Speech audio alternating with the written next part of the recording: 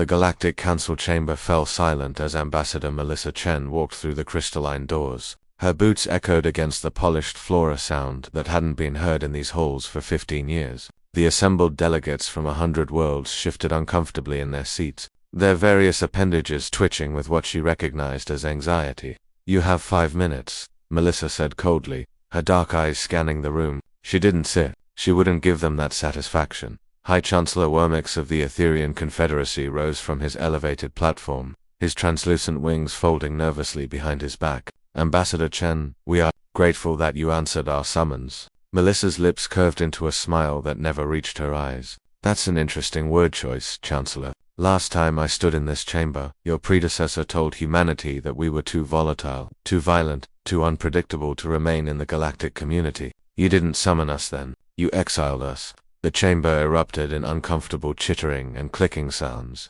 Melissa waited, arms crossed, until silence returned. "That was a mistake," admitted Councillor Thren of the Pacta Union, their gelatinous form rippling with what their species expressed as shame. "We acted hastily." "The incident on Proxima Station, you mean when Calvin Rodriguez saved 3,000 of your people from a reactor meltdown?" Melissa interrupted. "When he manually sealed the containment breach while being exposed to enough radiation to kill him 3 times over. Yes, I remember how you called him reckless, how you said humans couldn't follow proper safety protocols. He survived," Wormix offered weakly. "Barely. And you repaid him with a trial in humanity with exile." Melissa's voice could have cut steel. "Your 5 minutes are running out, Chancellor. Why am I here?" The massive holographic display behind the council flickered to life, showing a sector of space that Melissa recognized immediately, the Veros expanse. The galactic frontier where 3 major trade routes converged. "The Krynith," Wormix said simply. Melissa felt her blood run cold, though she kept her expression neutral. The Krynith were a hive mind species that had been dormant for millennia, buried in the deep dark between galaxies. Until 6 months ago, they've taken 14 systems. Councillor Thren continued, their voice quivering. 57 billion souls, gone, assimilated into their collective. Our fleets, ... They fight with perfect coordination, perfect strategy. We've thrown everything at them. Tactical simulations, predictive algorithms, quantum battle computers, and Melissa asked, though she already knew the answer. "They adapt instantly," Wormix admitted. "Every strategy we deploy, they counter within minutes. Our artificial intelligence systems are useless. Our logical warfare models fail. We are losing this war, Ambassador Chen. Within a year, the Krynith will reach the core worlds. Within 2, galactic civilization as we know it will cease to exist."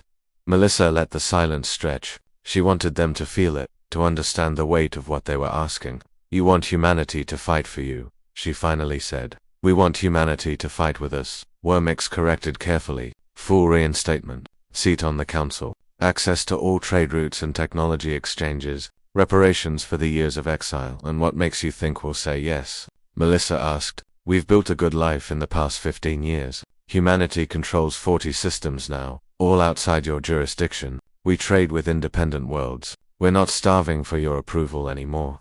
"Because you're human," Thren said softly. "Because when Calvin Rodriguez saw those people dying, he didn't calculate odds or run simulations. He just acted. Because that's what you do." Melissa turned away, looking out the massive viewport at the stars beyond. She thought of Calvin, who now ran a colony settlement on New Terra. He'd never fully recovered from the radiation exposure, still walked with a cane on bad days. He'd been the one to convince humanity's leadership to even take this meeting. "You know what your problem is," Melissa said, still facing the window. "You tried to make war predictable. You built machines to think for you, algorithms to fight for you. You forgot that war isn't a math problem. It's chaos. It's instinct. It's a scared soldier making a split-second decision that saves their squad. It's a captain going with their gut instead of the computer recommendation."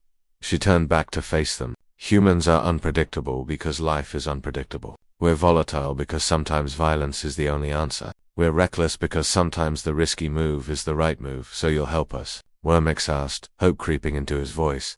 "I'll take your offer back to Earth," Melissa said. "But understand this: if humanity returns to the galactic stage, things change. No more telling us we're too emotional when we object to injustice. No more calling us primitive when we trust intuition over data. You accept all of us, the good and the messy and the unpredictable."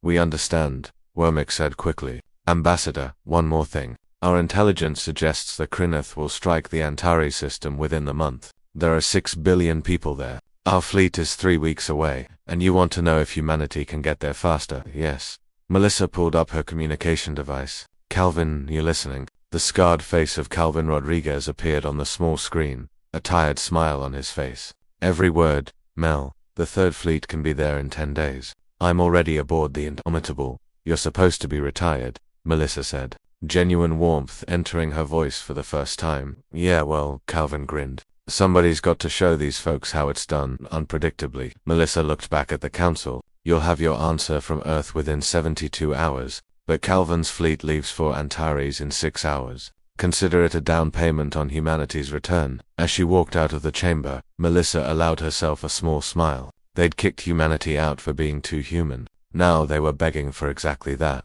The galaxy was about to remember why humans had never needed machines to tell them how to fight. They just needed a reason